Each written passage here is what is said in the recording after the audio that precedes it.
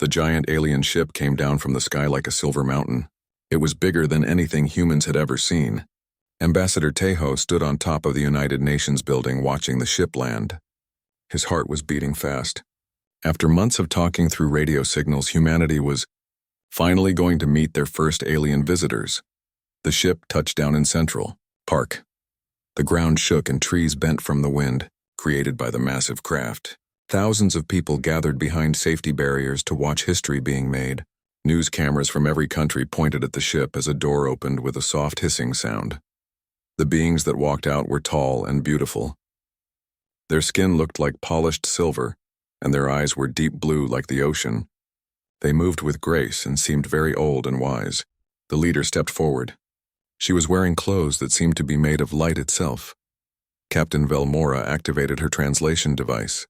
She had been studying Earth for many cycles and thought she understood these young creatures called humans. According to all the data her people had collected, humans had only existed for a few 100,000 years. This made them babies compared to the great civilizations of the galaxy that had been around for millions of years. Tejo walked forward to greet them. He had practiced this moment many times, but his hand still shook a little. The alien captain looked down at him with kind eyes, but there was something else there too. It was the same look adults give to smart children who have done something clever. "Welcome, young humans," said Captain Velmora through her translator. "We are the Stellar Confederation, and we have come to help guide you into the galactic community. You have done well for such a new species, but you have much to learn about the ways of true civilization." The other aliens nodded in agreement. They looked around at the human buildings and vehicles like they were cute toys made by children. Some of them even smiled in the way people smile when they see a baby take its first steps. Dr. Sora stood in the crowd below watching everything.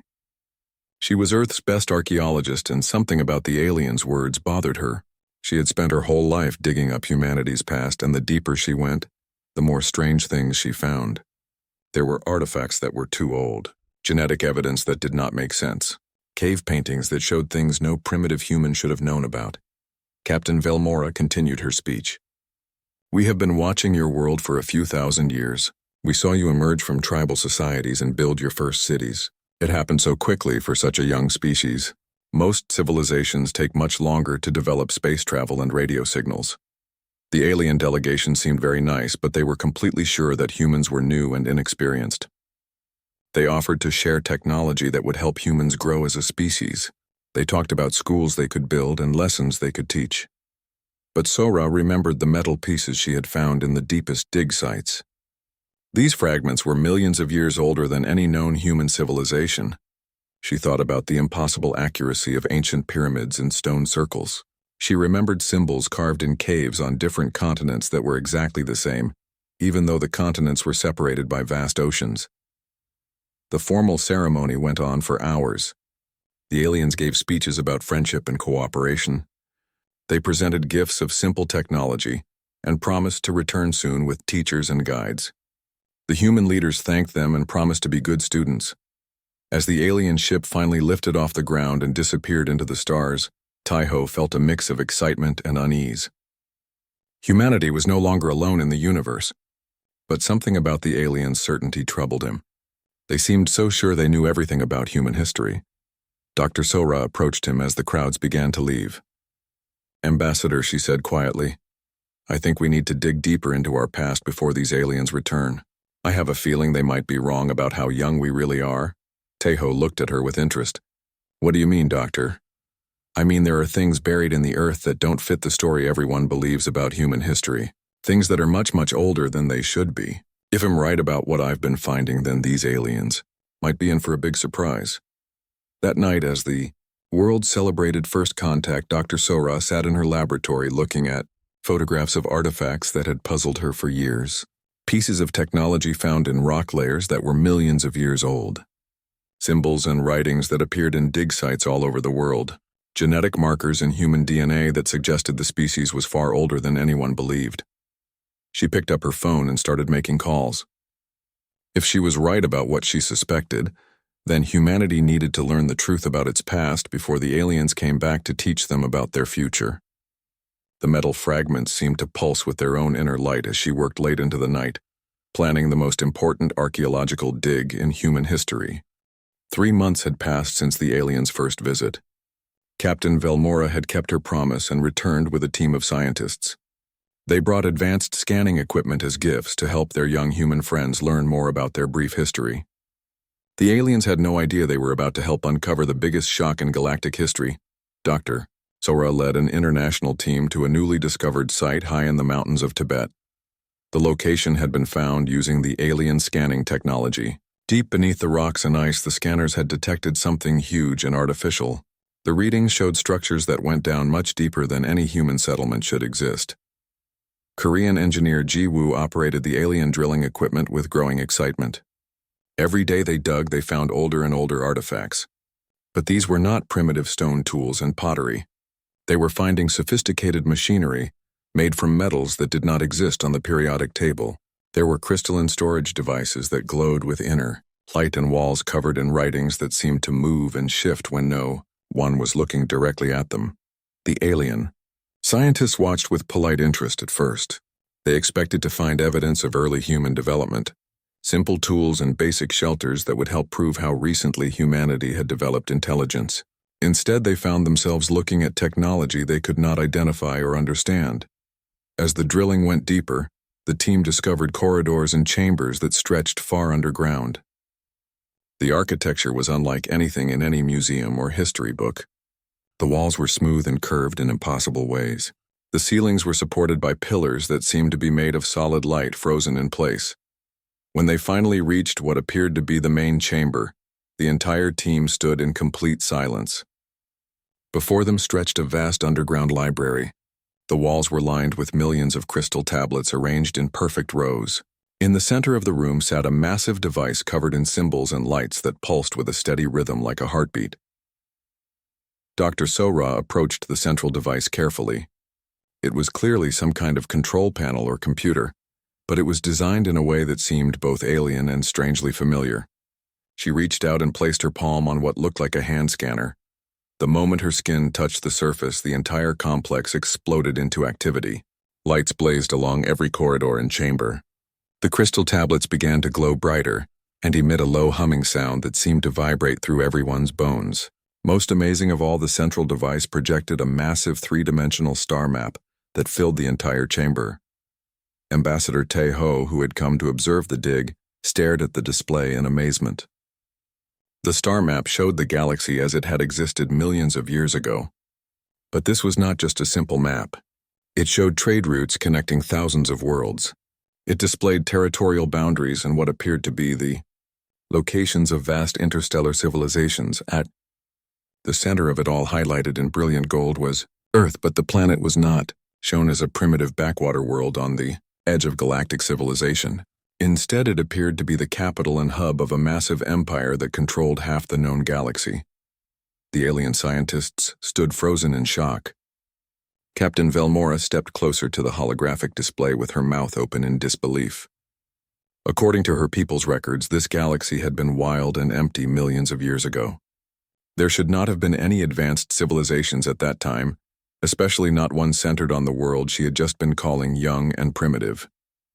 Ji-woo found another control panel and activated it. Suddenly, the chamber filled with more holograms, showing detailed images of space stations the size of Moon's orbital, shipyards that could build vessels, larger than asteroids, and fleets of starships that numbered in the millions. All of it was clearly human in origin. Dr. Sora looked at the crystal tablets lining the walls. Each one seemed to contain vast amounts of information. If they could learn to read the writing system, they might discover the complete history of this lost human civilization. She turned to Captain Velmora, who was still staring at the star map in shock. "Captain," she said quietly, "I think we need to call for more help. This is much bigger than any of us imagined." The alien captain nodded slowly. Her confidence and certainty had completely disappeared. Instead, she looked confused and a little frightened. Everything her people believed about galactic history appeared to be wrong. Captain Velmora brought her best linguist to help translate the crystal tablets. Zethval was considered one of the greatest language experts in the Confederation. She had decoded the writings of dozens of extinct civilizations and was confident she could quickly figure out this primitive human script. Instead, she found herself facing the most complex and sophisticated language system she had ever encountered. Korean linguist Dr. Hyejin worked closely with Zeth Val, trying to understand the strange symbols. At first, the writing looked simple with basic pictographs and geometric shapes. But as they studied it more carefully, they realized each symbol contained multiple layers of meaning. A single character could represent a word, an entire concept, or even mathematical equations. The alien linguist became more and more frustrated as days passed. This was supposed to be the writing of a young species that had just learned to use fire and build basic shelters. Instead, she was looking at a language that included mathematical concepts her own people had not discovered until they had been spacefaring for thousands of years. Dr. Hyejin made the first breakthrough when she realized the symbols were not just writing. They were also a form of programming language designed to interface with the crystal storage systems. When she touched certain combinations of symbols on the tablets, they would activate and display holographic information. As they decoded tablet after tablet, an impossible story began to emerge. The writing spoke of something called the First Expansion, when humanity had spread across the galaxy like a wave of light. They described technologies that made current Confederation equipment look like Stone Age tools. Most shocking of all, they contained detailed records of other alien species, including perfect descriptions of Zeth Val's own people. The tablets revealed that the current galactic civilizations had not been the first intelligent species in this part of the universe. They had evolved in a galaxy that had already been shaped and guided by human influence. Every world they considered their ancient homeland had once been part of the human empire. Young technician Wu Jin discovered the most disturbing tablet of all. It contained a complete star chart showing the locations of every current Confederation world. But the names were different. These planets had once been human colonies with human names written in the ancient script. The worlds that alien civilizations called home had originally been settled by humans millions of years ago. Zeth Val stared at the tablet in her hands with growing horror. According to the writing, her people's most sacred homeworld had once been called New Terra in the human language. The ancient ruins that her species considered the birthplace of their civilization were actually the remains of human cities, abandoned long before her people had evolved past primitive tool use. Dr. Hyejin called for Ambassador Taeho immediately. When he arrived, she showed him what they had discovered. The tablets made it clear that humanity had not recently developed space travel. They had been traveling between the stars when the ancestors of every current galactic civilization were still swimming in primordial oceans as simple microorganisms. The implications were staggering. If the tablets were accurate, then humanity was not joining galactic civilization for the first time. They were returning to an empire their ancestors had built and abandoned millions of years earlier. Earth had not been isolated on the edge of known space. It had been the capital of the largest interstellar government in galactic history. Taeho looked at the holographic displays surrounding them. Ships that could cross the galaxy in days, weapons that could destroy entire solar systems, technologies for terraforming dead worlds and creating artificial planets. All of it had belonged to ancient humanity at a time when the current galactic powers were nothing more than bacteria. Captain Velmora arrived to check on the translation progress. Instead of finding simple records of early human development, she found herself confronting evidence that everything the Confederation believed about galactic history was completely wrong. Her people had not discovered and settled empty worlds. They had moved into the ruins of the greatest civilization the galaxy had ever seen. Captain Velmora returned to the dig site with a team of the Confederation's best scientists and historians. They expected to find interesting artifacts that would help them understand early human development. Instead, they found themselves staring at technology that was so advanced they could not even begin to understand how it worked. Engineer Dehai activated one of the larger crystal systems. The chamber immediately filled with holographic displays, showing detailed technical specifications for starships that dwarfed anything in the current galactic fleet. The designs included faster-than-light drives that could cross the entire galaxy in mere days. There were schematics for space stations larger than moons and weapon systems that could reorganize matter at the atomic level. The holographic displays rotated slowly, showing engineering principles that seemed to violate fundamental laws of physics. The alien scientists tried to understand the technology, but it was like asking children to comprehend advanced calculus. The gap between current galactic science and ancient human achievements was almost impossible to bridge. As more tablets were translated, the true scope of humanity's lost civilization became clear. They had not just built cities on a few nearby worlds. Ancient humanity had established colonies on thousands of planets across the galaxy. They had created artificial worlds in empty space and built structures that spanned entire solar systems. Korean physicist Min-sik studied records of something called Project Genesis. According to the tablets, ancient humans had guided the evolution of dozens of species, helping them develop intelligence and technology. Every race that was now part of the Confederation had been shaped and nurtured by human scientists millions of years ago. But the most shocking discovery was what the tablets called the Great Departure. The records indicated that ancient humanity had not died out or been destroyed in some galactic war. They had simply chosen to leave. The entire species had decided to depart for destinations beyond the current galaxy, leaving behind only small populations on Earth and a few other worlds. The departure records were incredibly detailed. Ancient humans had developed the ability to travel not just between stars but between entire galaxies. They had mapped the local galactic cluster and identified thousands of other galaxies suitable for exploration and colonization. The universe was vast and full of wonders, and ancient humanity had decided to see it all. Earth had been left behind as what the tablets called a seed world. Small populations of humans had remained with their memories deliberately erased so they could evolve and develop naturally. The planet would serve as a backup for the human species and a fresh start if anything ever happened to the Great Galactic Expedition. Captain Velmora found herself struggling to accept what she was learning. The Confederation had not discovered a young species that needed guidance and protection.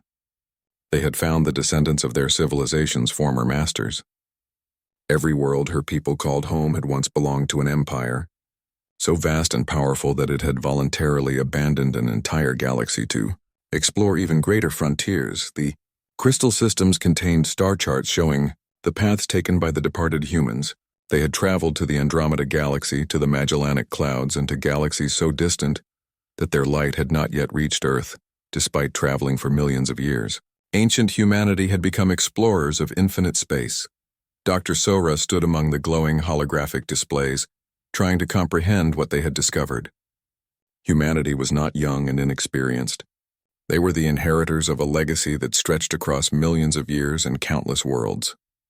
The technology sleeping in the underground complexes belonged to them by birthright, waiting for the moment when Earth humans were ready to remember their true heritage.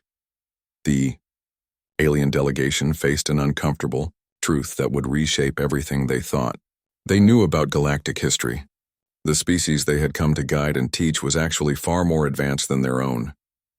The young humans they had offered to mentor were the children of gods who had chosen to start over from the beginning. News of the discovery spread across Earth like wildfire. Governments around the world struggled to understand what it meant for humanity to learn. They were not newcomers to galactic civilization, but its forgotten founders. The implications were staggering and terrifying and wonderful all at the same time. Dr. Sora organized teams to search for more ancient sites around the world. Using the alien scanning equipment, they found evidence of the lost human empire everywhere they looked. Buried beneath the Sahara Desert lay the remains of a spaceport, capable of handling ships the size of cities. Deep ocean scans revealed massive structures on the seafloor that had once been orbital platforms before continental drift, and geological changes had moved them. Underwater, the Antarctic ice sheets hid an entire city, built from materials that were still perfectly preserved after millions of years. In the Amazon rainforest, satellite scans detected the geometric patterns of vast installations hidden beneath centuries of plant growth. Ancient humanity had not just lived on Earth, they had transformed the entire planet into a technological marvel. But it was young systems analyst Su Bin who made the most incredible discovery. While studying the crystal data network, she realized they were not just storage devices. They were communication systems, still connected to a vast network that spanned the entire galaxy. The crystals were quantum entangled with similar devices on thousands of worlds, creating an instantaneous communication grid. With growing excitement, Su Bin discovered that the network was still active.